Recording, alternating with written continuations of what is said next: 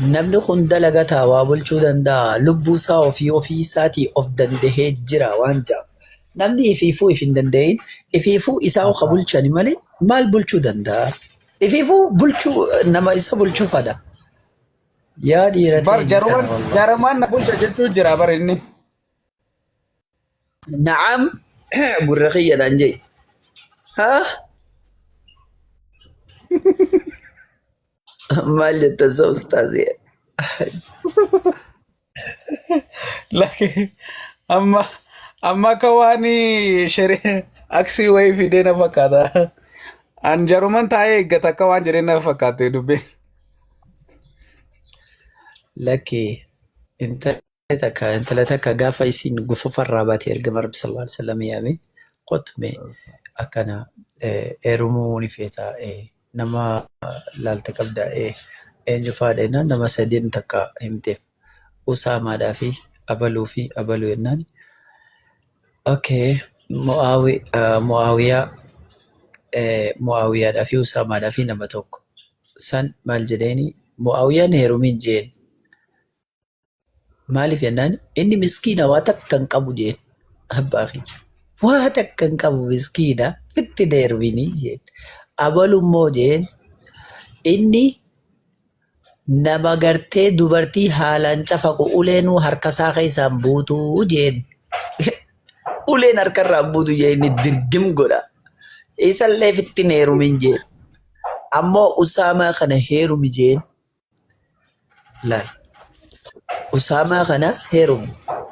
Haalaa fi amalaanis nama nagayaati qabeenyallee qaba. Akkasitti Usaamaa heerumte. Intalti sun waan jette duba Rabbi sirraa jaalatu. Wallaahi Rabbiin haga qabeenya duraan qabnu caalaa nutti kannee haga namni hundinaa hinaafu takkatti Rabbi qabeenya nu kannee. Kanaaf jecha namni qabeenya qabu haa fuudhu yookaan haa qabeenya hin qabne immoo guduunfaasaa zil godhatee soomana isaarraa tuqaa dalagatee haa walirra kaayyatu inshaallah. Amaarrinuu waan torbaan tokko dalagee baankoo darbee guyyaa sabti aladaa baasee cabsee nyaatami ayyaanaan gorata. Innis akkasitti baankoo darbate guyyaa haruusaa banachuu qaba. Bara ustaaz namni dhugumaan akkumatti jette namni dhugumaan jaartii isaa bulfatu. Jaartii isaa irratti ni beekama. Akkaataa jaartii isaatti qabatu, akkaataa mana keessatti kabaju, akkaataa mana keessatti haqasii eeggatee deemu. Akkaataa mana keessatti isii hoo hangam bashannansiisa, hagam taphachiisa, hagam kofalchiisa.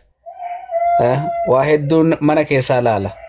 Nama meeqatu bar nama jaartii isaa sirriitti qananiisee bulfatu laaleeti aboo an nama akkasitti heerumuu fedha, nama akkasiin fedha. Aboo atummaan na dabaladhu jedhee inni dinnaan bar innummaan dinnaan jaartii isaatti deemteet abbaa manaa kee kan jaarsa kakku akka inni ta'uun fedhe aboo fuudhallee rabbumatu isaaf hajaje mee jaarsa kan kee kana kan koos kees haa ta'u walumaan walitti nu fidii jettee jennaan bar qalbiin isii karaa rahmata qabu tokko hin jirte ka akka ho'ina hin qabne kun aboo egaa intalli si jaallatte jaalaluma keenya kanarraa laalteet kun nu jaallatte yoo haqa isiis haqa kiyyalleen guutuu dandeesse fuudhii jetteeniin akkasii fuudhee beeytan ilaa kunoo gara olii kana jiran as gubbaa jiran ilaa kunoo akkana gara olii kana isaan lamaanuu amma makiinaa kee kaate yoo asi mana namaa hoggaa deeman tokko yoo gabbinaa teesse tokko gala gabbinaa teesse bakka walqixxummaan akka kana.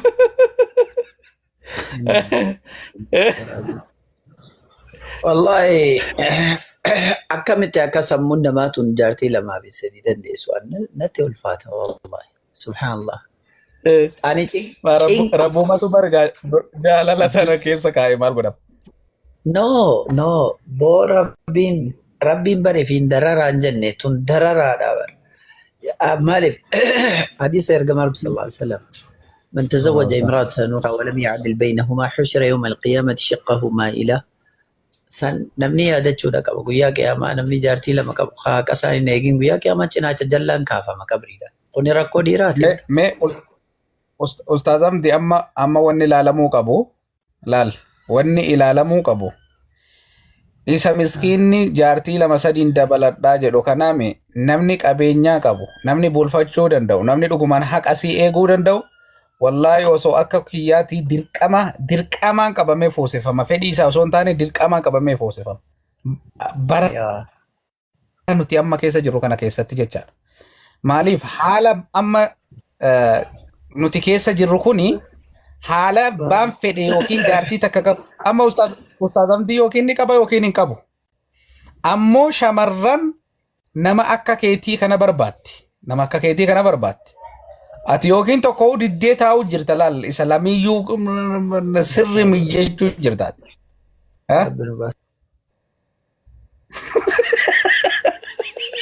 Yaa Rabbi nufaas jedhee biyyooti qabata ustaazni. Laal maali yoo jette barichatu fitnaa wayii fidaa jira fuudha dijanii taa'uun kun. Fitnaa hedduu fidaa jira. Yoo sirri quba qabaatte magaalota garaagaraa keessatti waan ta'aa jiru.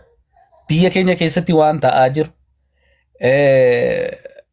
Bakka macarrashaa waan silaa daangaa rabbii darbee silaa dallansuu rabbii namatti fideetu balaa rabbiin bira laal fuudha miti. Fuudha dhiisanii taa'uun balaa wayii akka fidaa jiru akkasii yaadee fudhataa jiraan.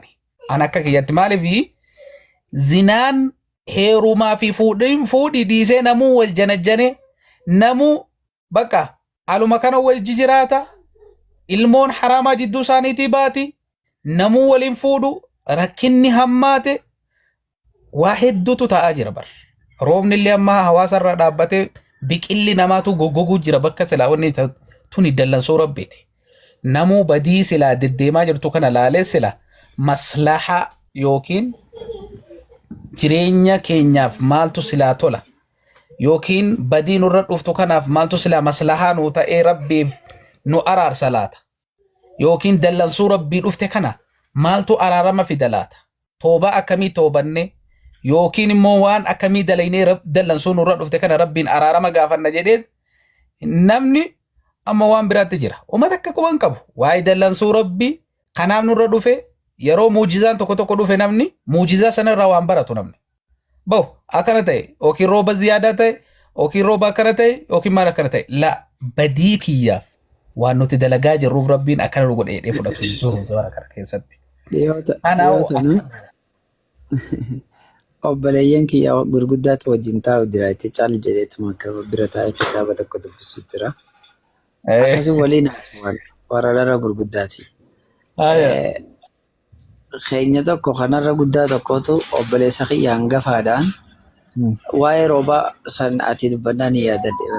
Waa'ee rooba yaaboo rabbiin waa roobu roobni maarreetee rabbiin waa roobu istisqaa baanaa maarreenna dhiisaa jeen obboleessuma kiyya kanarra guddaatitu hangafaatiin jeen. Yaa fi istisqaan bahina mee na fuusisaa jeen wallaahi roobni isinirraa waliin citu.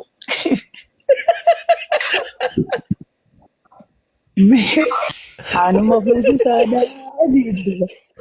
Yoo roobni kun gartee ol qabate tuu jettanii fuularra na tuftanii mana guutuu hofalchiise. Akkasi silaa namni wal fuusisee. Ustaazamti qissaan gaafa namtichi Nabiyullaa Muusaadhaanii du'aayii kadhadhu jedhee kadhatee jennaan bar roobni roobuu dinnaan nama yaa namticha badii dalayde nu keessaa ba'i jennaan illee ba'uu dhiisee boodaan aakhira keessatti toobaa gama rabbii deebinaan roobni gadhiise.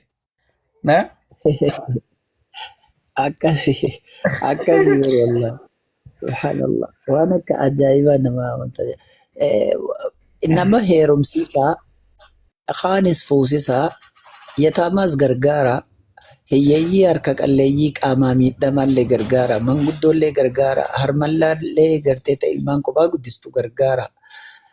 Gartee waan dandeessaniin ijoollee saniif illee huccuu bittanii fi daftara qalamaa kitaaballee bittaniif kopheellee bittaniif raashinallee yoo bittaniif gargaara. Gartee miskiina hiyyeeyyii nama gartee akkanaa kana nama silaa gargaarsa fe'isu mu'allafaas ta'e hundumaaf gargaara. Eegas booda roobni isiniif rooba inshallah. Oy. Barnootaa fi fuudha akkamiin ilaalta?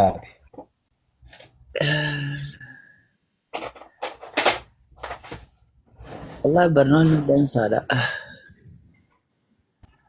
akka malee jala siinee footoo Eh? kaana barnoota. Akka malee jala siinee footoo kaanaa hin barnoota. Yaa Rabbi. A'uudhu Fuudha billah. ilaalla amma gaaffii si gaafadhu. Fuudhanii baratuun ni danda'ama moo hin danda'amu? Akka Ammoo yoo fuudhan barnoonni kun nama harkaa deema barachuun hin danda'amu. lakki ni danda'ama. Barachuu ni danda'ama. Fuudhaa fi barumsa maaltu walitti fide? Nam meeqaaf fuudhee isaan lachuu waliin baratan meeqaatu jira isaa? Kun rakkoon qabu. Barachuun ni danda'ama. Laala Maaliif abbaan amma yoo dhiirri barnoota am- xumuree jiraate jaartii isii barachuu jirtu yoo fuudhe haga isiin xumurtutti illee barsiisuu ni danda'a. Nama hedduutu akkasi barsiise. Amma obboleettii amma tiyya amma fakkeenya sii kaasa. Fakkeenya sii kaasa.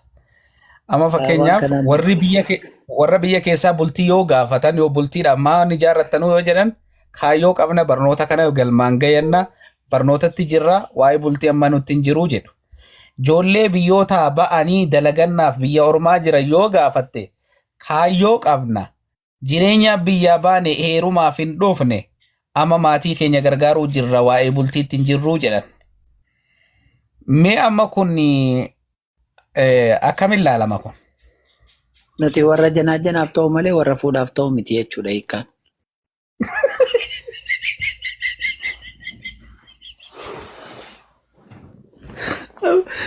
خلاص خلاص هذا انتهت الأمر جدا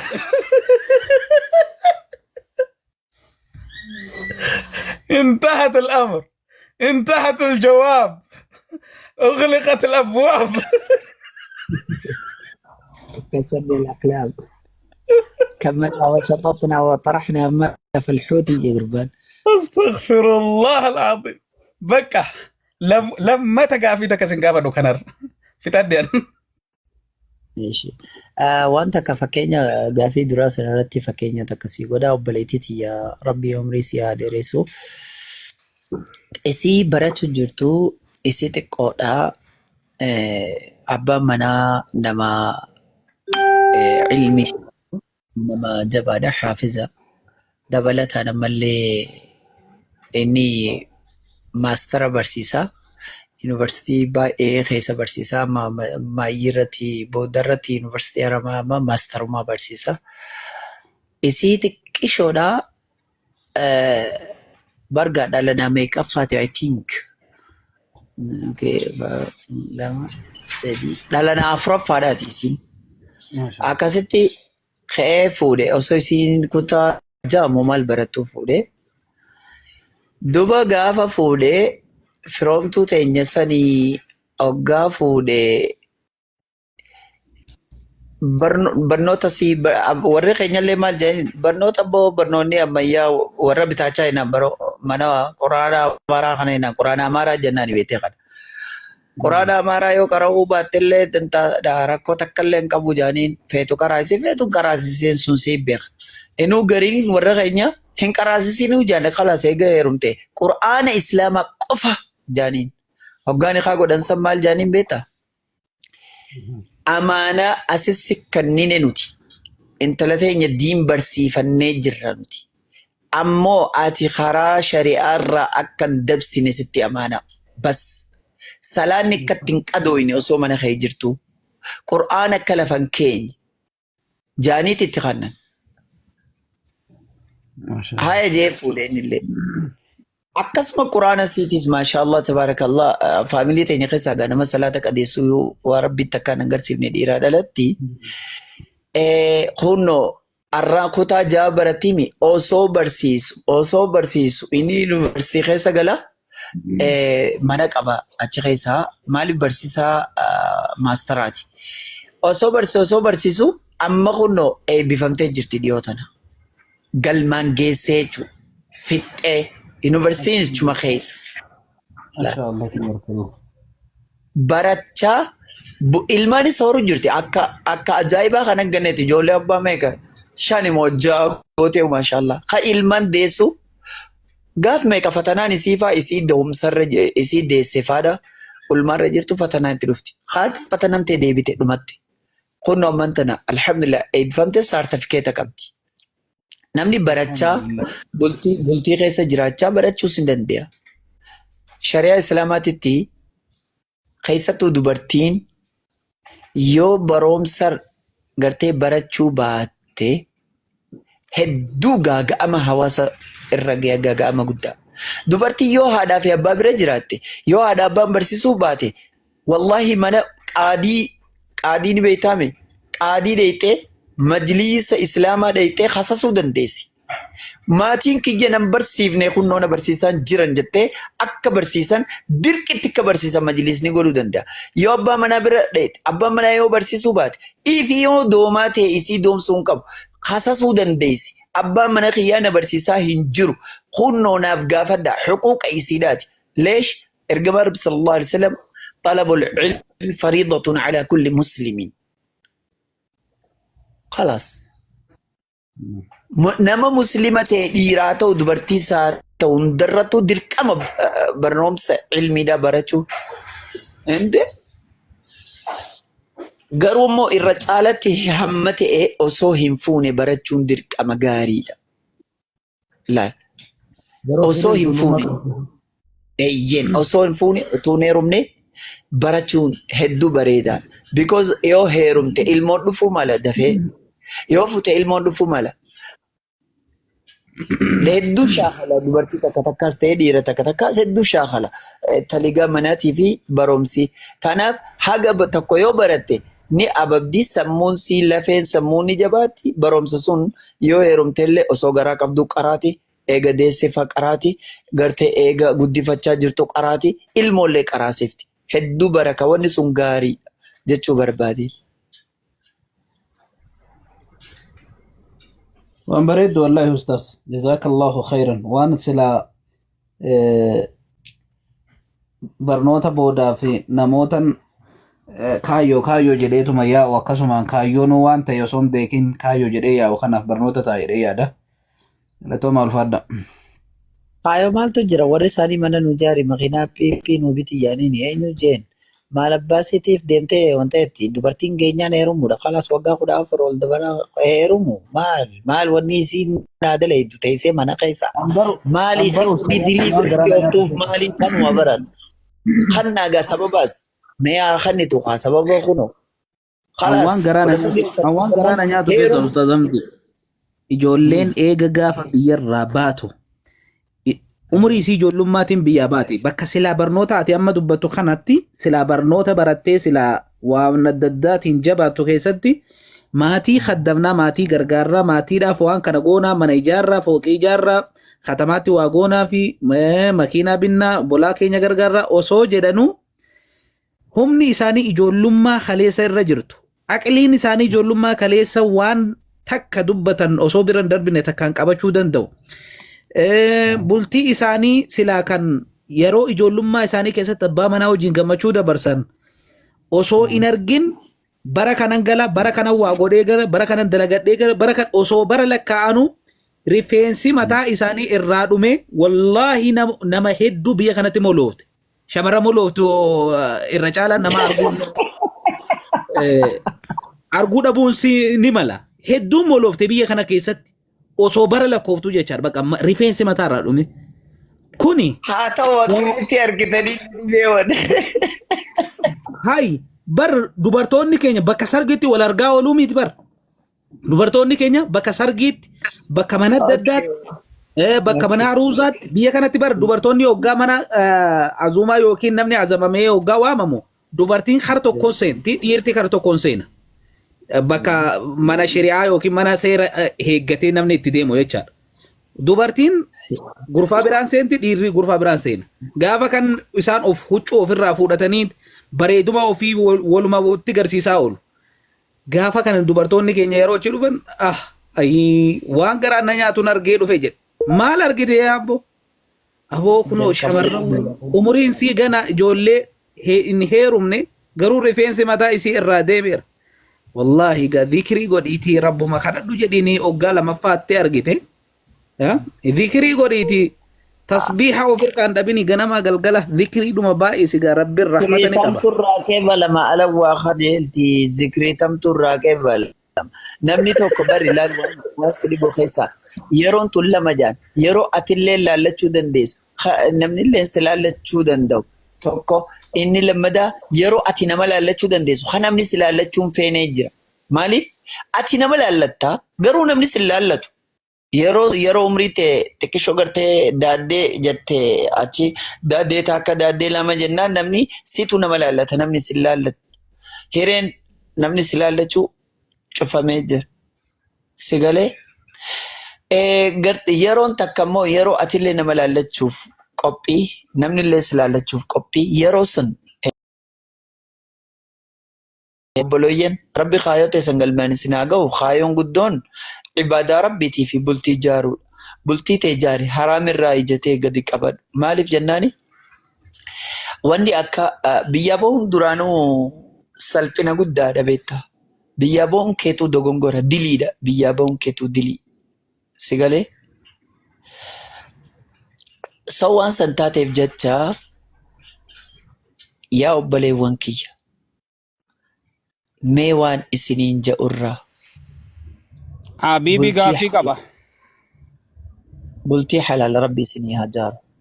Bultii halaal, bultii gaarii, ta zalaalam, ta ilaa jannata waliin seentan rabbiin kiyya isinii haa kennu. Ijatee san haraamirraa qaqqabachuu yaalaa. Gatiis walitti hin baay'isinaa, maariis walitti hin gurguddisinaa. Dabalataan ammas gabbaraa fi minaamination qaraxaa qimira moo qirima jettanii akkanatti gartee gabbara wanni gabbara rabbii tokkicha baxxaaniyaa warra du'eetii fi warra jiruutillee walitti hin lakkaawina. Gartee aruuza wanti isaa xiqqishaadhaa bara kan keessa jirayyuu. Tanaaf waan kana eeggadhaa. Ustaaz Hamdi fayyisaan keessan dhufe.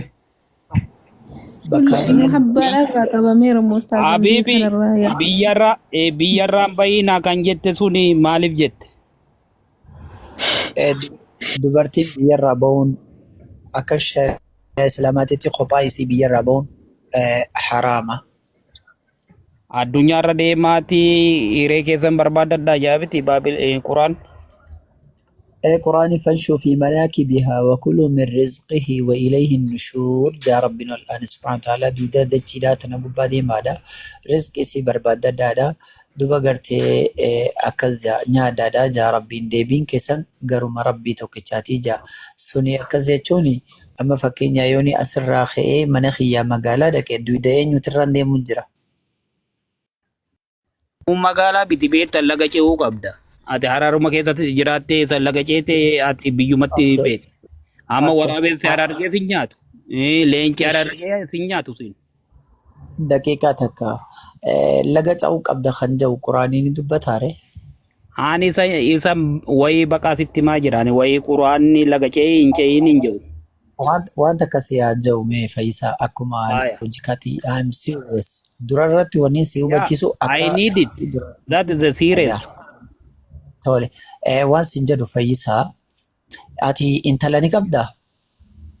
Ani dhiiruma lamaash. Okay, mashallah. Rabbi si haa guddisu. Waan sin